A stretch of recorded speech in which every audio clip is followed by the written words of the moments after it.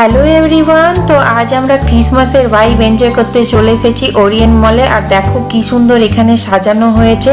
তো প্রত্যেকটা মলে ব্যাঙ্গালোরের এখানে একটা আলাদা ভাইবই থাকে। সবাই এই লাইটিং এনজয় করতে বিভিন্ন মলে যায়, আর সেহেতু অনেক বেশি ভিড় হয়। আর দেখো এখানে একটা মিউজিক কনসার্টও চলছিল, তার জন্য প্রচুর ভিড় ছিল। আমরা বেশ মিউজিকটাকেও এনজয় করছি, লাইটটাকেও এনজয় করছি।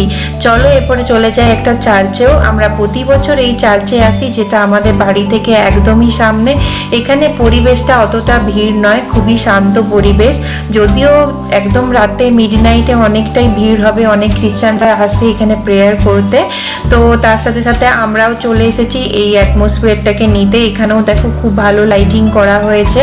আর এই জায়গাটা যেহেতু অনেকটাই বড়, তার জন্য অতটা ভিড় অনুভব হয় না। এখানে যীশু খ্রিস্টের জীবন কাহিনী তুলে ধরা হয় বিভিন্ন আর্ট ফর্মের দ্বারা, এবং এইসব যে লাইটিংগুলো আছে বাচ্চারাও খুব বেশি এনজয় করে। তাদেরকে স্টোরি শোনানো হয়, খুবই ভালো লাগে, তারাও অনেক কিছু শিখতে পারে।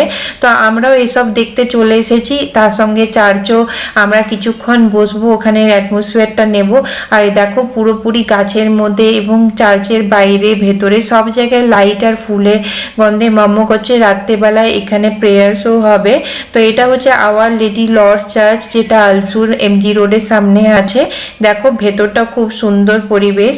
এখানটা রিকনস্ট্রাকশন হয়েছে বলে বেশ ভালো লাগছে। আর আমরা বসে একটু এখানে অ্যাটমসফিয়ারটা অ্যাবজর্ব করে তারপর বাড়ি চলে এলাম।